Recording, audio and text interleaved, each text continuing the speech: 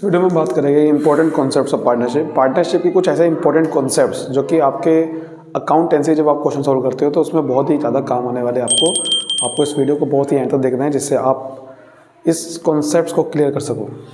और ये बहुत इंपॉर्टेंट चीज़ है, क्योंकि आप कोई भी क्वेश्चन जब आप पार्टनरशिप का करते हो तो कॉन्सेप्ट्स अगर आपके इम्प्रूव है तो आप कर सकते हो। क्वेश्चन चाहे जैसे मर्जी घुमा के आए, ठीक है। तो इस वीडियो को बहुत ध्यान से देखना है, बहुत इंपॉर्टेंट वीडियो है क्लास 12 के लिए, तो इस वीडियो को बहुत ध्यान से देखना। सबसे पहले कुछ ऐसा कॉन्सेप्ट है, जैसे कि अगर क्वेश्चन में अगर रेशो नहीं पता, हमेशा क्या मानना है, इक्वल।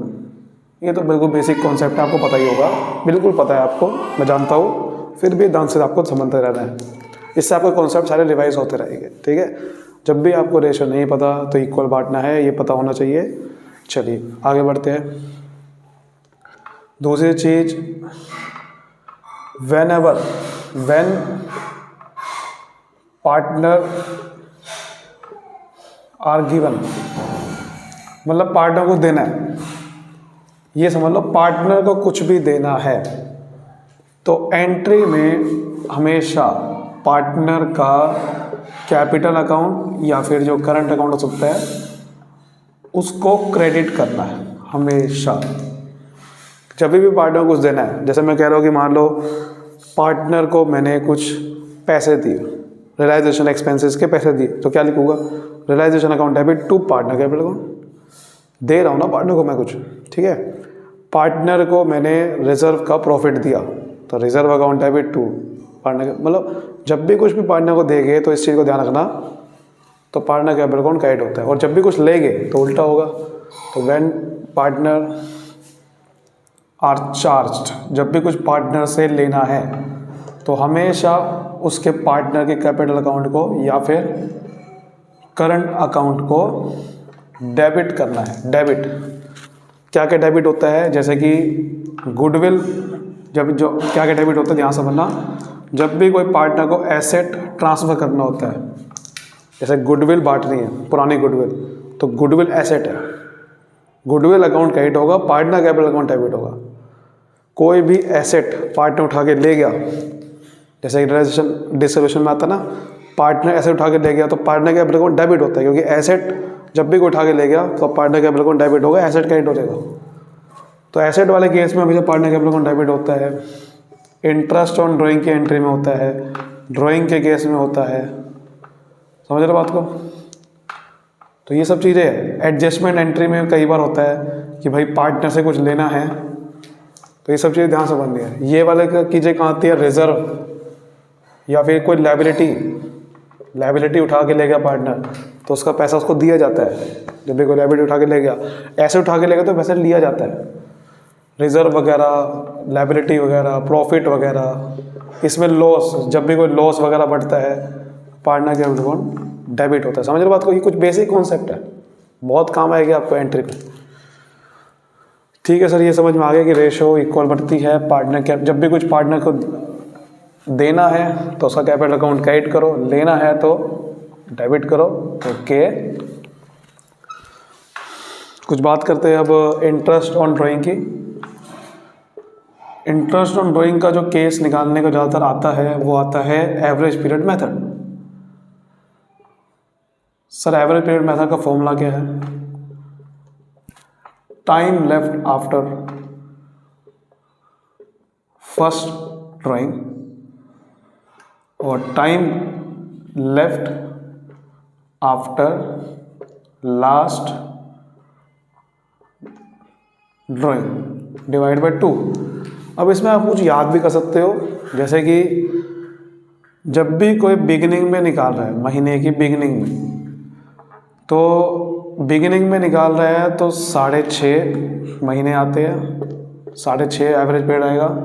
महीने के बिगिनिंग में निकाल रहा है, मिड में निकाल रहा है तो ठीक है, मिड में निकाल रहा है तो आपके 6 महीने आ जाते हैं, और एंड में निकाल रहा है तो 5.5 महीने आ जाते हैं। ये आप याद भी कर सकते हो। क्वार्टर के केस में कुछ अलग है, जैसे ये तो हो गया मंथ के केस में, मंथ के बिगिनिंग में निकाल रहा है तो 6.5 महीने, मिड में निकाला तो 6 महीने, एंड में निकाला तो 5.5 महीने। क्लियर। अगर यही चीज़ क्वार्टर में होगी तो क्वार्टर के अगर बिगिनिंग में निकाल रहे हैं, यहाँ समझना, क्वार्टर के अगर बिगिनिंग में निकाल रहे तो 7.5 महीने आते हैं। 7.5 कितने आते हैं? 7.5। अगर क्वार्टर के मिड में निकाल रहा है तो इसमें भी 6 ही महीने आते हैं, और अगर एंड में निकाल रहा है तो 4.5 महीने आते हैं। कितने आते हैं? 4.5। तो ये आप याद भी कर सकते हो, समझ रहे हो? ये याद भी कर सकते हो, क्योंकि बार बार फॉर्मूला लगाने का बढ़िया है याद कर लो, सबसे बढ़िया। ये कुछ बेसिक है, ये याद कर लो, ठीक है? ये कुछ बेसिक्स है, ये याद कर लो सबसे बढ़िया, कि भाई ये इसमें 6.5 आधा का गैप है, देखो आधा का, इसमें डेट का गैप है, डेट का गैप है, समझ रहे? ओके सर, तो ये भी हमारा कॉन्सेप्ट हो गया। बाकी रिवोल्यूशन अकाउंट में थोड़ा सा मैं आपको बताता हूँ कि भाई आपको बहुत दिक्कत करते हो कई बार इसमें। ये तो आपको पता ही है कि भाई पता नहीं है, फिर भी एक बार ध्यान से देख लो। रिवोल्यूशन अकाउंट में जब भी एसेट घटेगा तो यहाँ डेबिट साइड पे लिखा जाएगा, और कितनी अमाउंट से? जितने से कम हुआ, जितने का हो गया उतना नहीं, जितने से कम हुआ। और एसेट बढ़ेगा तो क्रेडिट साइड पे लिखा जाएगा, जितने से बढ़ा। मतलब कि कोई एसेट है 50,000 का था और वो 1 लाख का हो गया, तो 50,000 से बढ़ना यहाँ लिखा जाएगा। कई बार क्वेश्चन में ऐसा लिखा आता है कि वो बाय 50,000 से बढ़ा, तो बाय वाली अमाउंट डायरेक्ट आती है। जब भी 2 आ गया या 8 आ गया कि 1 लाख का हो गया, वो आपको 2 और ऐड देता है। जब भी 2 और ऐड वर्ड आ गया तो वो अमाउंट से आपको पुराने अमाउंट से चेक करना होगा, यानी कि ये नई अमाउंट है, नई को पुराने से चेक करके फिर चेक करना पड़ेगा कि घटा या बढ़ा। सीधा बाय लिख दिया तो वो सीधा चेंज वैल्यू है, यानी कि बढ़ना घटना वो बाय वाली वैल्यू होती है। तो बाय वाली वैल्यू डायरेक्ट आती है इसके अंदर, लेकिन 2 और ऐड वाली वैल्यू डायरेक्ट नहीं आती, पुराने से माइनस करके आती है। तो ये ध्यान रखना। लायबिलिटी बढ़ी तो यहाँ लिखना है, और लायबिलिटी घटी तो यहाँ लिखना। क्लियर? कोई नया लायबिलिटी आई तो अनरिकॉर्डेड लायबिलिटी यहाँ लिखनी है। कोई नई लायबिलिटी आई आपके पास यहाँ लिखनी है, और कोई नया एसेट आया, अनरिकॉर्डेड एसेट मतलब कोई है, तो आपको यहाँ लिखना है। उसके बाद टोटल करते हैं, फिर प्रॉफिट वगैरह ट्रांसफर करते हैं। क्लियर है यहाँ तक? ठीक है, चलो कुछ मैं आपको पार्टनर्स कैपिटल अकाउंट के बारे में कुछ बता देता हूँ, जिससे आपको थोड़ा सा बहुत हेल्प होगी पेपर के टाइम पे, क्योंकि ये तो क्वेश्चन आता ही है ना, हर बार आना ही आना है। तो भैया ये तो थोड़ा बहुत पता होना चाहिए। कॉन्सेप्ट्स की वीडियो हम बना रहे हैं। जैसे मान लो ये 2 पार्टनर, मैं यहाँ पर एडमिशन का भी केस बताऊँगा, रिटायरमेंट का भी, लेकिन कुछ कॉमन बातें हैं, ये तो हर जगह अप्लाई होती है। जैसे कि बाय बैलेंस ब्रोट डाउन, जब भी पार्टनर कैपिटल अकाउंट बना रहे हो सबसे पहले बाय बैलेंस ब्रोट डाउन लिखना है, यानी कि जो बैलेंस शीट में कैपिटल होती है वो लिखनी होती है यहाँ पर, ठीक है?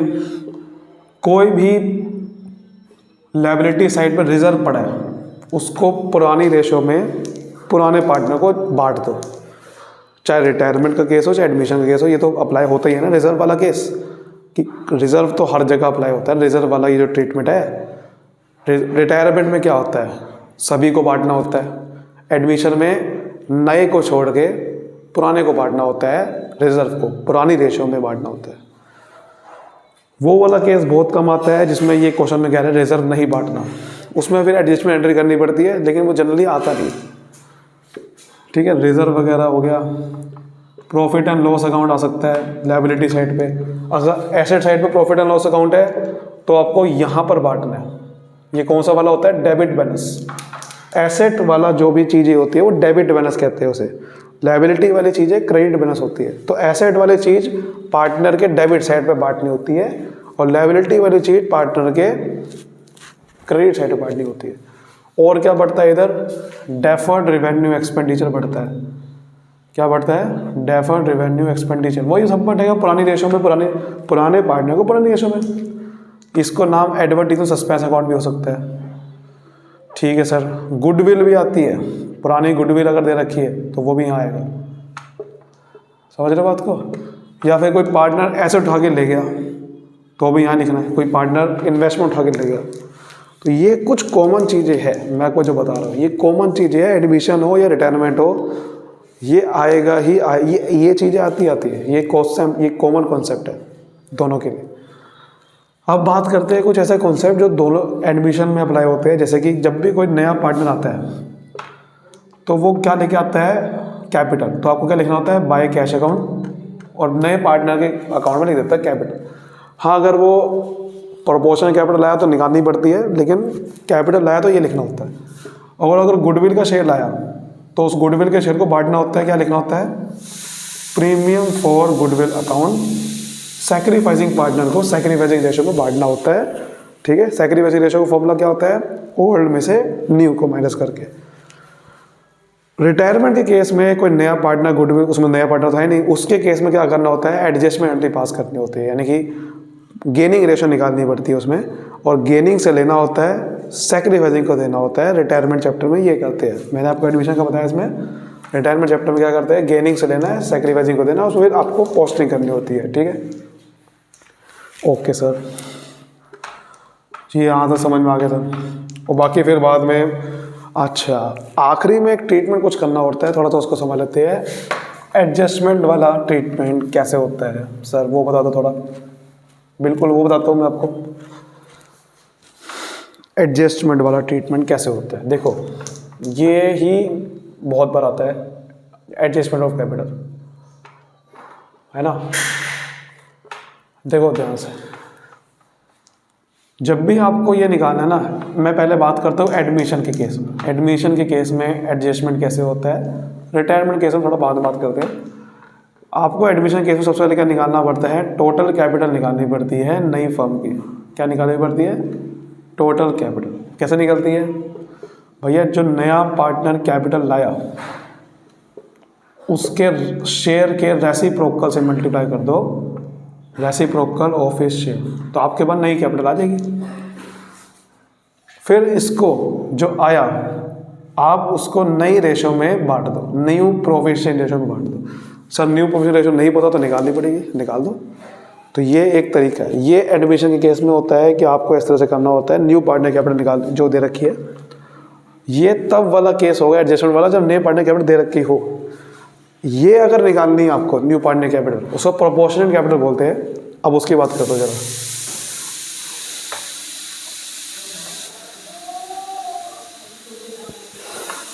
प्रोपोर्शनेट कैपिटल कैसे निकालते हैं, कि कई बार कैपिटल लाया तो सही लेकिन अमाउंट नहीं बताई, अमाउंट निकालनी पड़ेगी प्रोपोर्शनल कैपिटल।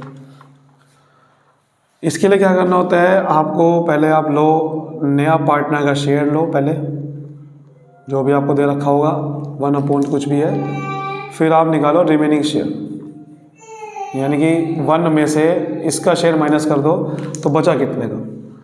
फिर आपको पुराने बंदों की कैपिटल निकालनी पड़ेगी, total capital of remaining partner, जो इसके अलावा बचे हैं उनकी कैपिटल लेनी है आफ्टर ऑल एडजस्टमेंट। सारी एडजस्टमेंट करने के बाद उन पुराने बंदों के बैलेंस कैरी डाउन जो अमाउंट होती है वो कितनी है, और जो भी है वो अमाउंट उसको टोटल कर लो और उसको रिमेनिंग शेयर के रेसिप्रोकल से मल्टीप्लाई कर दो।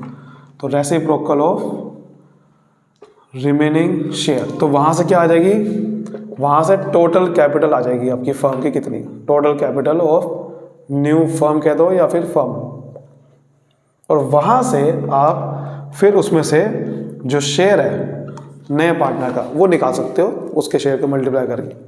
कि पहले आपने न्यू पार्टनर का शेयर, उसमें रिमेनिंग शेयर निकाल लो, रिमेनिंग शेयर के रेसिप्रोकल से मल्टीप्लाई कर दो, सारी कैपिटल की जो भी सभी पार्टनर कैपिटल है सारी एडजस्टमेंट करने के बाद टोटल कैपिटल आ जाएगी। उस टोटल कैपिटल में से फिर नया पार्टनर का शेयर का मल्टीप्लाई करके प्रोपोर्शनल कैपिटल आ जाती है। ठीक है, ध्यान रखना ये वीडियो उनके लिए है जो सब कुछ पढ़ चुके हैं, एंड टाइम पे रिवीजन करना चाह रहे हैं। ये ना कहते ना मैं कि जल्दी बता रहा हूँ, भाई रिवीजन की वीडियो है ये, डिटेल वाली वीडियो नहीं है, वो बन चुकी सारी। अब टाइम है रिवीजन का।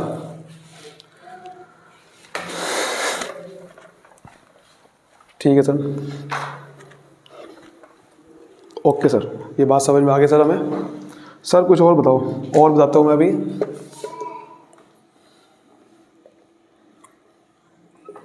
एडजस्टमेंट कैपिटल और रिटायरमेंट की बात करते हैं। रिटायरमेंट में कैसे होता है, रिटायरमेंट के केस में देखो ज़्यादातर जो इसमें ट्रीटमेंट होता है वो ये वाला होता है कि total capital after all adjustment ही निकालनी पड़ती है। यानी कि जितने भी बंदे हैं उन सबकी कैपिटल निकालो। देखो जो रिटायर हो रहा है उसकी थोड़ी निकालूंगा तो उसको तो पैसा देना है, वैसे भी उसको तो लोन अकाउंट पैसा डालना होता है। बाकी जो टोटल कैपिटल है उसकी एडजस्टमेंट करने के बाद निकालो कैपिटल, और उसको आप नई रेशो में बांट देना होता है, न्यू प्रॉफिट रेशो में। और फिर आपको चेक करना होता है कि भाई अच्छा ये सब करने के बाद, एडजस्टमेंट करने के बाद, पता है ना आपको पार्टनर कैपिटल अकाउंट का क्या होता है।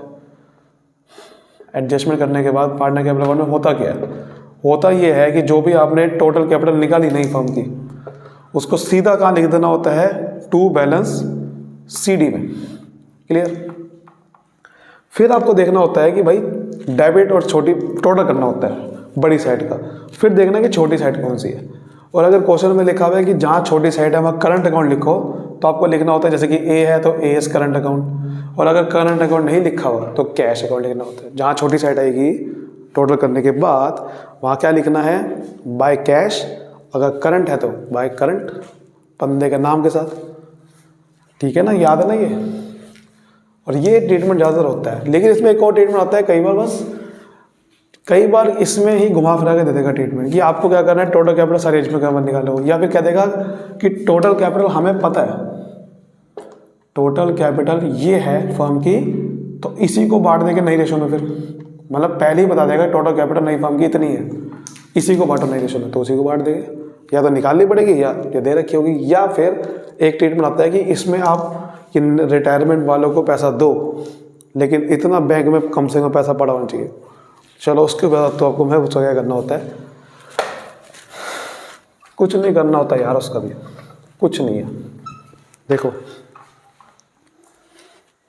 अभी मैंने क्या बता रहा था कि total capital after all adjustment निकालनी पड़ती है ना, total capital after all adjustment निकालनी पड़ती है। इसी के अंदर कुछ एक चीज़ और ऐड करनी होती है, जब वो लिखा गया ना कि कम से कम बैंक में इतना पैसा पड़ा होना चाहिए। आपको देखना होता है कि रिटायरिंग जो पार्टनर है,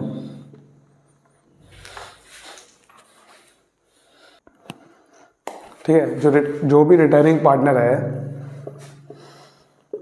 उसको कितना पैसा देना है, ठीक है। और उसमें से सबसे पहले आप माइनस कर दो कि कितना पैसा ऑलरेडी है आपके पास, ठीक है। आपके पास बैंक में या फिर कैश जो है वो है कितने का पहले आपके पास, वो माइनस कर दो। फॉर एग्जांपल आपको 1 लाख रुपए देने उसे, तो 1 लाख रुपए जब जितना है पहले, यानी आप मान लो आपके 20,000 है मान लेते हैं, पहले वो माइनस कर दो, तभी तो समझ में आएगा ना कि भैया कितना कैश शॉर्टेज है, ठीक है ना। यानी कि शॉर्टेज समझ में आ जाएगी आपके पास, कितनी कैश की शॉर्टेज है, ये माइनस करने के बाद, ठीक है सर। और उसमें फिर आप ऐड कर दो जितना आपको कैश चाहिए, मिनिमम बैलेंस कितना चाहिए आपको कैश में, तो मिनिमम बैलेंस आपको और कितना चाहिए कैश में वो माइनस कर दो, मिनिमम बैलेंस ऑफ कैश या बैंक। तो आपके पास फिर समझ में आ जाएगा कि टोटल शॉर्टेज कितना हुआ, और ये अमाउंट यहाँ पर इस total capital after all adjustment निकालते हुए ये प्लस करनी होती है, बस ये समझना। भाई समझ लो आपके पास 20,000 पहले से है, 1 लाख में से 20,000 में से तो इस्तेमाल कर लोगे, लेकिन फिर भी 80,000 रुपये का शॉर्टेज पड़ेगी कैश की, और वो कह रहा है कि 80,000 की शॉर्टेज तो पड़ेगी, लेकिन 10,000 रुपये कैश और चाहिए मेंटेन करना है। तो भैया फिर आपको 90,000 की शॉर्टेज है, इसका मतलब 80,000 की नहीं है, तो मिनिमम बैलेंस को ऐड कर देना होता है, बस ये समझना होता है। चलो ठीक है, हाँ बात काम हो गया, ठीक है सर, ओके सर, ये बात समझ में आ गई सर हमारी। तो मैंने आपको जो मेन चीज़ें सारी बता दी है पार्टनरशिप में। देखिए गुडविल वाला चैप्टर पे भी मैं नहीं आ रहा हूँ, क्योंकि वो तो बेसिकली ज़्यादा कुछ है नहीं उसमें तो सिर्फ फॉर्मूलेस वगैरह है। गुडविल क्वेश्चन ज़्यादातर अब तो आता भी नहीं है मेन उसमें क्वेश्चन में। थोड़ा डिसोल्यूशन की बात करते हैं। Dissolution is very very important. मैंने आपको बहुत सारी एंट्री, देखो एंट्री कुछ बताओ तो मैं आपको क्या थी, जैसे जब भी कोई पेमेंट करनी है, कुछ भी पेमेंट करना है तो रिलेशन टू बैंक, और जब भी पैसा आएगा तो हमेशा एंट्री क्या होती है, bank account debit to ledger. ध्यान रखना हमेशा जब भी पैसा आएगा एसेट बेचते हुए या कहीं से भी पैसा आएगा तो बैंक अकाउंट डेबिट, पैसा पे करेगा तो ध्यान रखना जब भी कोई पार्टनर एसेट उठा के ले जा रहा है तो partner capital account debit to realisation account. और जब भी कोई पार्टनर को कुछ दे रहे हैं, हम पैसा दे रहे हैं या लायबिलिटी दे रहे हैं या लायबिलिटी उठा के ले गया, तो realisation account debit to partner capital account. Clear है? ये कुछ ऐसी एंट्री है जो बिल्कुल यूनिवर्सल एंट्री है डिसोल्यूशन। ये तो बहुत ज़्यादा इम्पोर्टेंट है, समझ रहे हो बात को? यूनिवर्सल कह सकते हो आप इसे। और लोन वाली एंट्री कुछ बताओ तो, जब भी कोई पार्टनर को भैया लोन का पैसा पे कर रहे हैं तो पार्टनर का loan account debit to bank account. हाँ, मान लो कोई लोन का पैसा पे कर रहे लेकिन कम पे कर रहे हैं, तो फिर जो भी कम होगा ना, या ज़्यादा पे कर रहे हैं कुछ भी है, तो रैश अकाउंट या तो ऊपर आ जाएगा या नीचे आ जाएगा। और अगर लोन का पैसा मिल रहा है पार्टनर का लोन अकाउंट से, तो bank account debit to partner loan account. इसमें वही केस है, मान लो लोन था 80,000 का, मिला 50,000, तो बाकी रिलेशन अकाउंट डेबिट कर देना होता है। इस तरीके से होती है एंट्री, कुछ यूनिवर्सल एंट्री है। थोड़ा सा बात करते हैं रिलेशन अकाउंट की।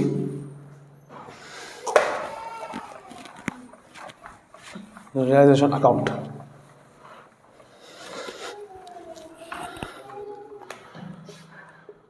रियलाइजेशन अकाउंट में भैया आपको थोड़ा सा ध्यान रखना होता है कुछ चीज़ों के बारे में। क्या है, देखो, एसेट को सारे ट्रांसफ़र करना है, सारे एसेट आ जाएंगे। कौन से नहीं आएंगे? जो भी पार्टनर को बढ़ता है, जैसे कि P&L अकाउंट बढ़ता है, वो नहीं आएगा। गुडविल आएगा। डेफर्ड रेवेन्यू एक्सपेंडिचर नहीं आएगा क्योंकि वो बढ़ता है, ठीक है। और क्या नहीं आएगा? कैश या बैंक का बैलेंस ट्रांसफ़र ना कर देना, पार्टनर का लोन अकाउंट ट्रांसफ़र ना कर देना भैया, क्योंकि उसकी एंट्री अलग होती है। तो ये कुछ चीज़ें हैं जो नहीं आती है, ध्यान रखना बात। ऐसे ही बाय लायबिलिटी जब आप यहाँ पर लिखोगे तो क्या क्या नहीं आएगा, वही चीज़ है। पार्टनर का लोन अकाउंट नहीं आएगा, ठीक है। और क्या नहीं आएगा? जितने में रिजर्व है, रिजर्व कोई नहीं आएगा, लेकिन एक रिजर्व आएगा। क्या नाम है उसका? IFR आएगा, इन्वेस्टमेंट फ्लक्चुएशन रिजर्व वाला आएगा। बाकी कोई रिजर्व नहीं आएगा, ठीक है। बाकी वही है, जो भी पार्टनर को बढ़ता है, ये सब चीज़ें नहीं आती, ठीक है। पार्टनर की वाइफ का लोन आएगा, ध्यान रखना बात। पार्टनर का लोन नहीं आएगा, उसकी वाइफ का या हस्बैंड का आएगा, ठीक है। जब भी कोई एसेट बेचना है, मतलब पैसा आएगा रजिस्टर अकाउंट में, तो क्रेडिट साइड पे आता है, बाय बैंक अकाउंट। जब भी कोई पैसा आएगा तो यहाँ लिखना है, और पैसा जाएगा तो यहाँ लिखना है। जब भी कोई पार्टनर एसेट उठा के ले गया तो इधर लिखना है बाय पार्टनर कैपिटल अकाउंट। जब भी कोई लायबिलिटी उठा के ले गया या पार्टनर कुछ पे करना है तो यहाँ लिखना है। बस इस चीज़ का ध्यान रखना। एक चीज़ और ध्यान रखना कि जब भी कोई एसेट नहीं बिक पाए, कोई भी एसेट, तो उसको खुद बेचना पड़ेगा आपको। मान लो एक एसेट है, 50% तो पार्टनर उठा के ले गया, बाकी कहाँ गया? बाकी बेचना पड़ेगा। ये सिर्फ इनटेंजिबल एसेट को खुद से ना बेचना, मतलब गुडविल पेटेंट को छोड़ के, जब तक क्वेश्चन में न कहे इनटेंजिबल एसेट बिका तब तक खुद नहीं बेचना। लेकिन जो भी टेंजिबल एसेट है, क्वेश्चन में कहे ना कहे, आपको बेचना है। तो एंड में आपको डिसोल्यूशन अकाउंट बनाने के बाद एंड में आपको ये चेक करना है कि जितने भी एसेट है सारे बिक गए नहीं बिके, ठीक है। लायबिलिटी के केस में भी कि लायबिलिटी सारी पे होगी नहीं होगी, ठीक है, क्योंकि बचा के कुछ नहीं रखना हमने। बस इसको छोड़ के, इनटेंजिबल एसेट को छोड़ के सब कुछ बेचना है, ठीक है। बस इस चीज़ का ध्यान रखना। आई होप आपको अच्छे समझ में आया होगा। आज की वीडियो इतना ही। बाकी आप चाहते हो कि मैं कुछ ऐसे इंपॉर्टेंट कॉन्सेप्ट्स की और वीडियो बनाऊँ तो आप मुझे कमेंट करिए। Thank you so much, all the best.